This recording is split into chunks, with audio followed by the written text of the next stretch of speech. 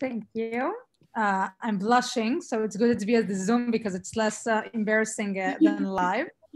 I want to start with a story. So I'll share with you my presentation, which I think you see, right? Yeah, we see it. Mm-hmm. And I want to start with a story about this lady.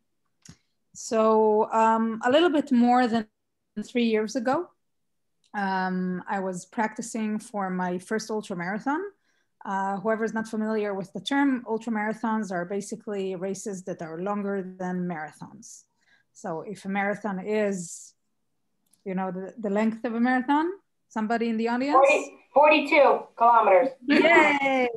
Thank you, Ayelet. So 42.2 I was kilometers. Going to say miles, but sure. No. Yeah, okay, no. miles is okay. 21.6 miles. 26.2. Exactly. No? 26 point, 0.2. 20, right? Oh, 21 point. Nope, 26.2. No. 94.7 kilometers, how's that? Right, okay. Okay, so while a marathon is 42.2 kilometers or 26.2 or 0.1, I'm not very strong in miles. Ultramarathon is basically every distance that is longer. So there are shorter ultramarathons that are around 50 to 60, and they're longer, all kinds of ultramarathons. And I decided that I was going to participate in a 100-mile ultramarathon that took place in Croatia. And since it's in Croatia, which now everything seems impossible because we're not allowed to travel, 3 years ago we could, but since I have a life to run, it was impossible to go and see where am I supposed to run. I mean, in comparison to participating in races in Israel, let's say Tel Aviv Marathon, Jerusalem, whatever, that you can drive and see where you're supposed to run, traveling to Croatia was a bit more complicated. So I thought to myself, what am I going to do? I mean, I need to get a better understanding of how the road looks like, to ask some questions. I mean, it's a pretty major event to prepare for. And I just took the list of the former year of the participants and randomly started writing them. And among all the people I wrote, this nice lady answered to me. So we started chatting via Facebook, and I started asking questions about the road and things that I should know and how hard it is during the night and the elevation gain and whatever. And then she's like, wait, you're the first Israeli participating in this race. And I'm like, I think so. You're the only woman from Israel who ever participated in this race. I mean, who will participate? I'm like, okay. And then she said, she just wrote me, okay, I need to check something. I'll be right back. So I'm like waiting. I'm like, okay, maybe she went to get a glass of water. I don't know, whatever, waiting, nothing. And then a few days later, I received this message from the management of the race. The Masa Ultra Trail was the name of the race. That basically told me that since she recommended me, she apparently to be Francesca Canepa, then I can get with no fee and with no, with no problems, like a direct ticket to the race. Only later, I realized that she basically won the former year's race. So one of the things she gets is the permission to recommend on someone to participate the next year with no fee. And the reason I wanted to share this with you is regarding that, what we're going to talk about today, our short talk, which is basically when we know how to reach out to somebody and meet their value and their interests, we'll get everything we want. So as Helena presented me in the beginning, which I don't have much to add except the fact that I'm busy doing all kinds of things at the same time. I'm working in an Israeli startup called 3D Signals that helps reduce costs and helping basically manufacturing factories become more utilized. Aside from that, I'm providing sessions and lectures about business development and ultramarathon running. And in between, I'm also a runner. But today, what I want us to focus on is regarding business development process, the first step, which is how to make our cold emails basically be productive. I mean, most of our communication today is via emails or LinkedIn because we're all locked this way or the other at home. And that's when this is the only communication, it makes it much, much harder to stand out. So what are the very simple, basic steps we can do that will make people actually choose to answer us than others? One interesting number I ran into is the fact that when regarding to researchers that were made, 15% is the average conversion of cold emails, which makes it much, much harder. When you reach out to somebody who has no idea who you are, most chances that they will never answer to you. And my mission, especially now that it's very hard to work globally and all of my market is basically either in Germany or in the US, how can I reach out to someone and make sure, or at least increase my chances that they will reply? So, a few things that I think we should mind the gap regarding. First thing is, what is our playground? And why do I mean by that? First thing is how we address someone. In Israel, everything is very, very informal. However, if I write to someone from Germany and I write them in their personal name, they will never, ever, ever talk to me. So you should know which market you aim to address. And basically, sometimes it's better to take no risks and to be a bit more formal than to be a little bit too informal and basically lose the lead. The second thing is the length of the mail, that I believe that the shorter, the better. And why? Because when you write a long email, it seems very pushy and very sales oriented. And sometimes, I mean, people have no patience whatsoever. So basically what happens is that when I open the email and I see something that is so long, even if it's valuable, most chances that in the good days, I'll put it in unread and probably will never get to it.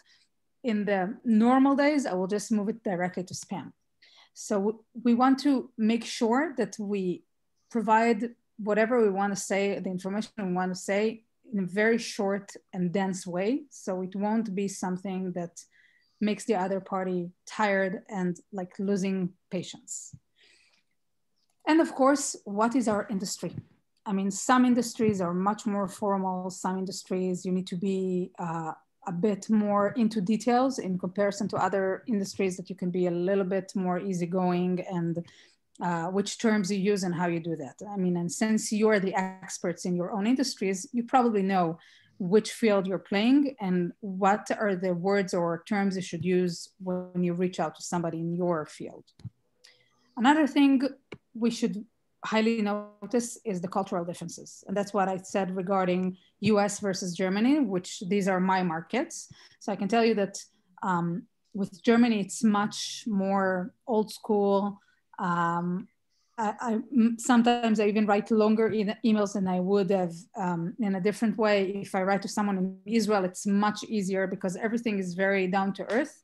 So you should know what is the culture you're playing and the audience you're aiming for, basically what will meet them and their needs. You don't want to be something to go to someone who's older than you or more experienced and talk like you know each other from kindergarten. And on the other hand, you don't want to talk to someone that you're supposed to be in the very same level with and to be too formal. So this is a bit of research you should make before reaching out to somebody to get a better perspective of where they are. And of course, addressing LinkedIn via email. So I usually believe that we should attack in any aspect we can, especially now that we have no conferences and it's very hard to meet people face to face or just asking to meet for coffee. However, I received some different approaches regarding LinkedIn that some people really hate it and they hate that you ask them to connect you. So I can tell you that usually what I'm trying to do is connect, and I'm using also Sales Navigator. So relevant leads that I want to get in contact with, I mark them in a way that from now prospectively, every post or any information they will publish, I will get a notification. So it gives me more tools to follow them and understand what what they find interesting, and basically get a better understanding of what is their focus. I will usually try to do both. I mean, I will for sure address via email, but I will also try to connect via LinkedIn, especially if you want to build a new channel. So when you connect to someone via LinkedIn, you know how it works, that once you're connected to someone, it enlarges your second circle as well. So it becomes easier to connect with more people that are related to the same lead you were addressing to. Any questions so far? Yeah, you talked about Sales Navigator. Is that it? What is that? It's a tool that LinkedIn provides. I think that, I mean, you need to pay extra for it, but it basically helps you reaching out to more people and addressing even the third circle. So it's a tool that LinkedIn provides, and I highly recommend it, especially now that it's much harder to get to people. Thank you. Sure. Okay. Basic rules of each approach. So first is short and simple. I talked a little bit about this a little bit in the formal slide, but I want to do a little bit deep dive into this. When I talk about short and simple, think about when you open a new email and you have this box, right? And in LinkedIn, you also have this box.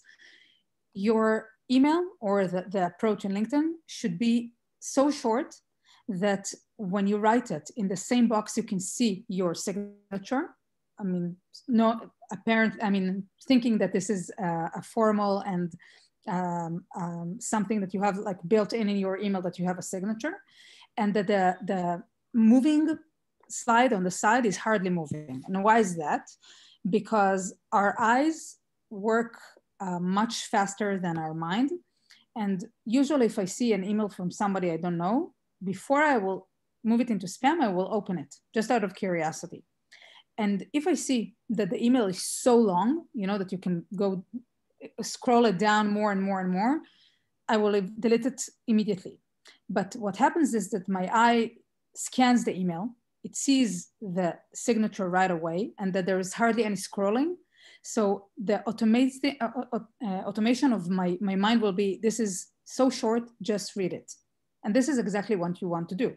You want to deliver your message very simply and very directly, that it's very short and very simple.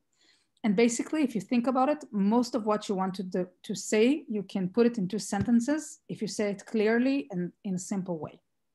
So this is one thing that is very important. The second thing is that it's all about the other party.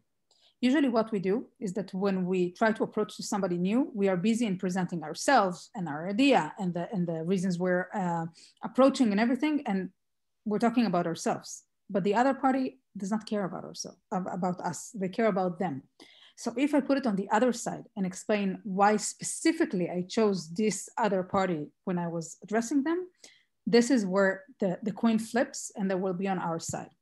And when I try to check why is this working this way, I realized that it's even something that is chemical. Because when I speak, and this is one of the problems of meeting people via screens, is that when I speak and I get your approval of you listening to me, which is very hard to do via Zoom, it's much easier to do it face to face.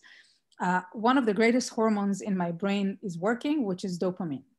Dopamine is a hormone that releases when we are in the zone and we are in a good phase and we feel like we own it. And another thing it helps and basically increases is our generosity. So if I know that you're listening to me while I'm talking, basically when the attention is on me, eventually at some point I will say, okay, so how can I help you?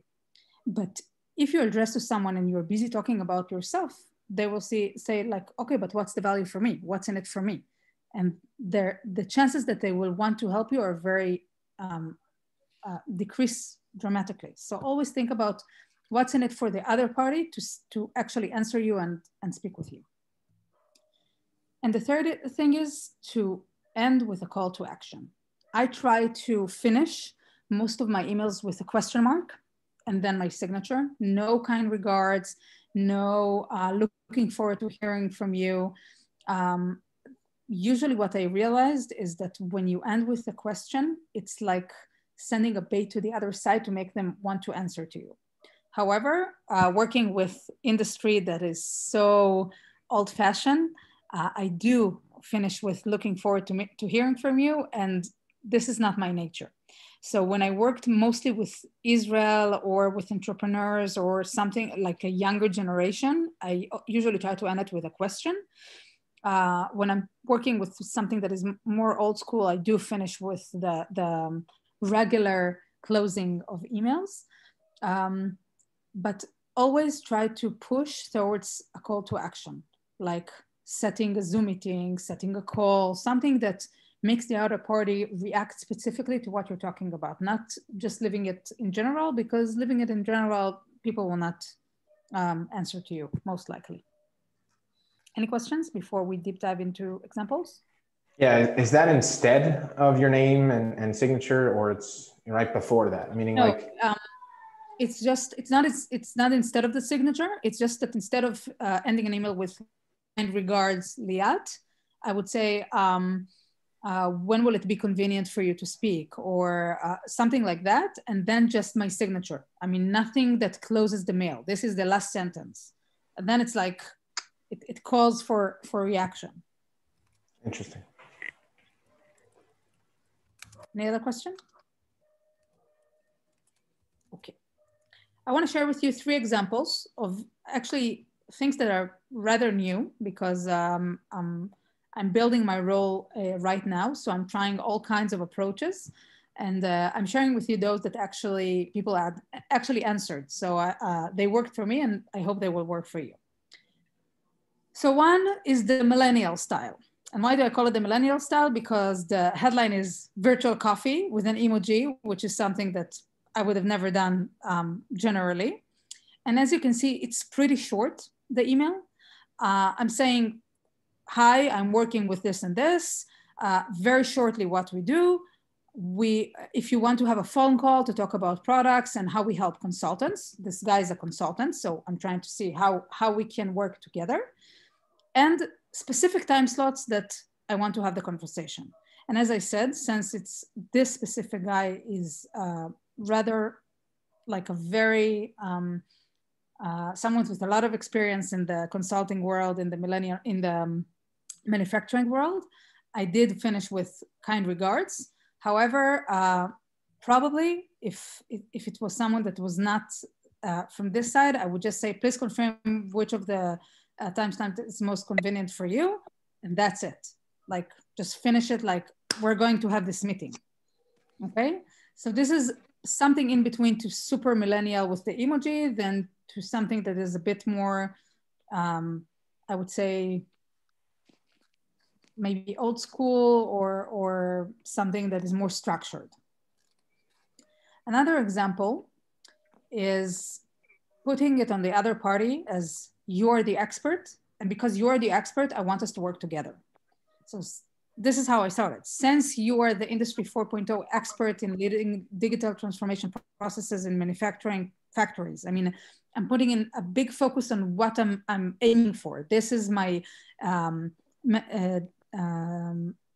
digital transformation processes. It's exactly what my solution is aiming for in manufacturing factories. And I'm writing to you because you are the expert. So it gives a framing of, I look at you as the expert and I want to work with you. And then I say, okay, what's the value for you? I mean, what we do is that we help factories to increase their productivity. And I want to hear about the other side services and to see potential collaborations. I mean, we are here to help your customers. So obviously we can help you with the value you bring to your customers. So I'm trying to do it as short and dense as possible, but at the same time, put the other side as the expert and that I want to learn from them and what is the services that they provide to factories and see, I mean, it's all about them and how basically I can help them help their customers. I'm basically a tool here. Okay, so yeah. This is, yeah. It's Devorah. So I just want to point out, to correct me if I'm wrong, it seems like a little bit of a mind switch, a mind trick, not that you're trying to trick them, but right, you're the expert, Liat's the expert, right? And they can be your client. And it is true, they are the experts. So it's a reframe. You're both the experts basically, right? But it's a way of helping them. First of all, yeah, you're creating this relationship of respect and professionalism. So I appreciate that. But I'm not wrong in seeing that it's a mind switch, right? Absolutely. It's absolutely a mind switch, but not in a manipulative way, but Right. more in saying, I think I'm selling, or I'm working in a company that has a good product. Otherwise, Liat, wouldn't have worked there. Right. But the other party does not know that, and I don't want the other party to buy from me. Basically, what I want to do is to create a collaboration between me, the consultant, joint selling to the customer. Now, this is something very specific because I'm building channels, but I'm saying, even if I would have had to write to the factory manager, what I would say is that you are the expert, you know how you want to run your factory. And I'm sure, this is not how I would, precisely how I would do it, but this is the idea. I know you want to reduce costs, because these are the things that bother mostly factory managers. So I'm here to help you. It's not about me, you're buying my product. I'm here to help you basically getting your goals, your values. I'm here to serve you. So it's a bit of a mind switch, but it's not saying, I know my product is the best, you want to buy my product. Quite the opposite. I want to help you reach to your goals. So it's just switching it. Right. Okay, thank you. Sure. This is very cute. The child, I don't know whose child it is, but it's very cute. Sorry, the Serbian, that's my child, sorry. Okay. No, I suddenly see like a child popping out of it. It's very funny. Okay. Third and last, and this is for me the strongest reach out ever. And if you can give time and make a research to any person you're addressing to, this is what quality over quantity stands for. Okay. If you're addressing to somebody following a specific article, podcast, lecture, YouTube, tweet, whatever they said, wrote, or did, most likely they will answer back, because it's so specific. And it shows that you actually did some research and you actually read. And usually you can wrap your value around what they actually wrote and said they believe in. This is the strongest thing. And here I brought you something that is like offside of my work. I wrote a public speaker who was like a guru, sales guru with more than 30 years of experience. I ran into his lecture, one of his sessions, by an accident. It's a very basic sales session, but it doesn't matter. It like gave me focus and made a little bit order in my mind. And I was really impressed. And I just wrote him this email, very short. I mean, I will not work with this guy, but it was really good. So I just approached him and said, thank you. And as you see here, like, I was very impressed by what you said and about the approach of continuous learning, et cetera, et cetera. And the interesting thing is that eventually what happened is that we got connected via LinkedIn, and he sent me his book that he wrote about selling. And it's not something that I even pushed towards to. I just wanted to say thank you for what he wrote.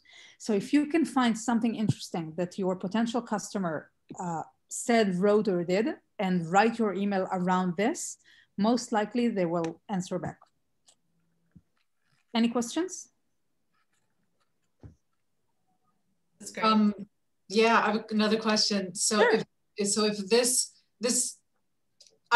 you can tell I really struggle with authenticity and not being spammy, and I hate being spammed and stuff like that. So I'm really worried about that. Okay, so this person that you, this is something I would have done also, just out of like not even pursuing a sale or something, because I just like to share.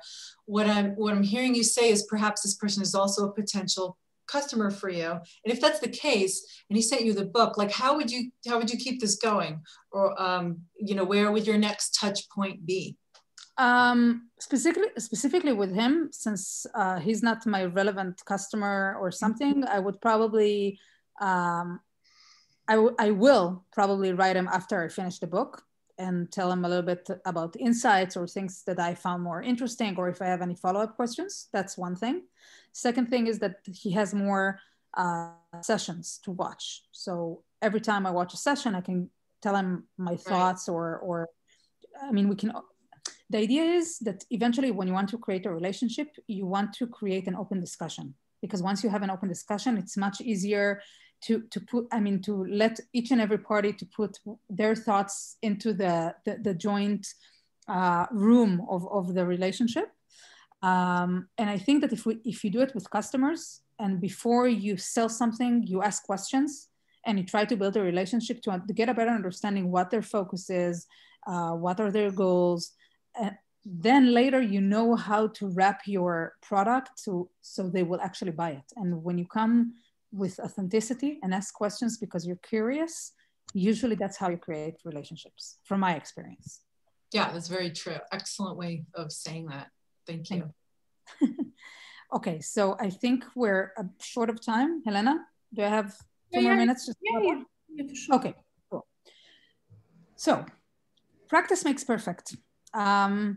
It's almost like a cliche. It's not almost, it is a cliche, but the more you practice, the more you will get it. Eventually, it's not rocket science. You need to find your approach, your language, your touch.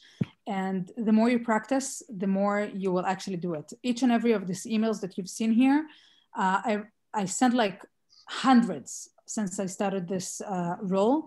And each and every time I try something a little bit different, and according to the answers I receive, I know how I should improve for next time. So just practice, practice, practice.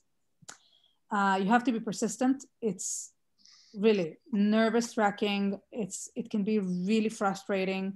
But again, the more we practice and the more persistent we are, eventually we will get to the goal.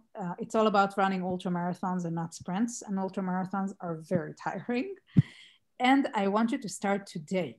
I don't have time with you to actually let you do it now and we can discuss it. However, I want you to choose someone specific you want to initiate a new relationship with.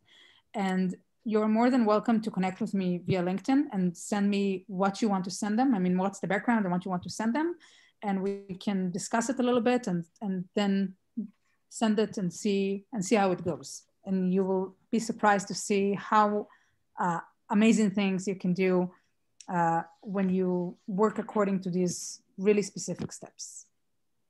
Awesome. Thank you so much, Liat. Firstly, could you, I can do it. Firstly, a huge thank you so much. That was fantastic. Really, really, really brilliant. We do have time for a few questions. Does anybody have any? Oh, sure. Oh, Debbie, and then we'll start with Debbie. Hi. So Liat, I wanted to ask you, especially because Helena mentioned that you were previously a lawyer. Yeah. I do marketing for law firms and private practitioners as well. Mm-hmm. And one of the things I find that when they're sending their emails, they often talk so much about what they can offer, what their service is, because they're so focused on, well, this is how I help people. But quite a lot of the time I see that they get no response because it's all me. And I don't think they're doing it to be me-centric. They think they're being helpful, but it's sort of educating that you should be looking. Any tips on how to kind of get that across in, a lot of what you were saying was resonating with me, and it was striking me. You were focusing on like talking to the person, flattering the person rather than me. Yeah. I'm very familiar with this character. That's why I'm not there anymore. Okay, so a few things. First, I think that they should make a research on the person they're addressing to, and not just saying generally, we do this. No.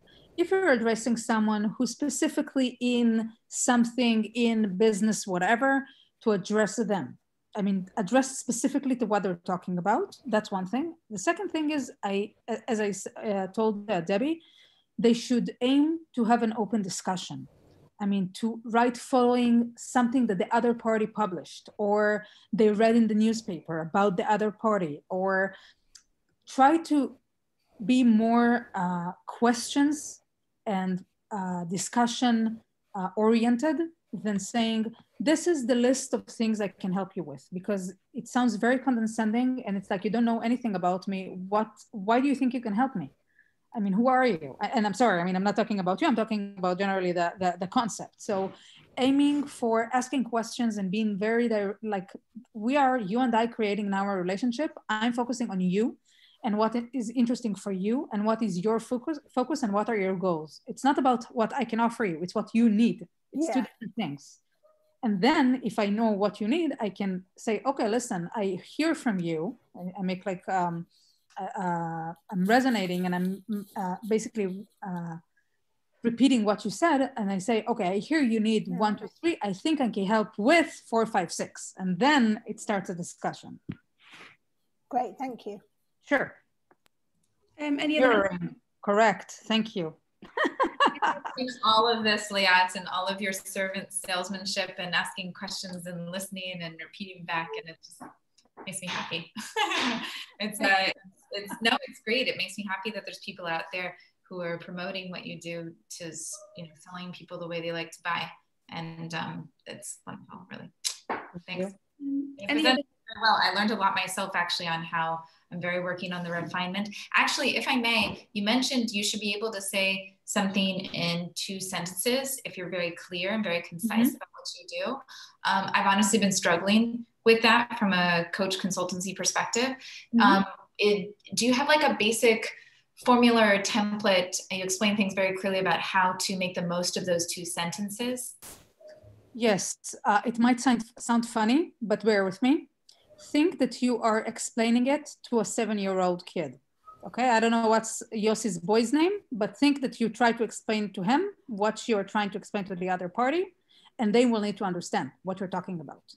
And when you think of explaining things to a 7-year-old kid, suddenly everything becomes very simple, because you know you have to be very, very down to earth, no buzzwords, very simple. So this is how you summarize it to 2 sentences. A 7-year-old kid has to understand you.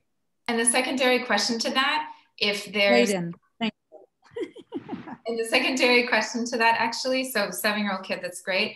What if I'm finding I get the unicorn complex, is what one of my friends in high tech who's Israeli told me, is like, Malka, your company can't do everything. Like that means that you're not an expert of anything per se. So how would you recommend other, because I agree with you, asking questions, adapt to what they need, and then that's what I present on. So I've been confused as to whether I should pursue a niche and just say, this is what I do. But then when I've done that, then people miss out on the other things that very much. So any suggestions about how to refine that into a 2-sentence 7-year-old? I think, again, once you're very focused on first of all, you need to believe that what you bring is valuable. And once you believe it's valuable, it's enough. You don't need to, you can hardly provide in most places the entire thing. But if you bring value in specific what you do, it's quality over quantity. And then you focus on that. And when you can solve a problem, focusing on what the value you can bring, this is what your customer is looking for. And it's okay to understand that there will be customers that will not be a good fit. It's okay.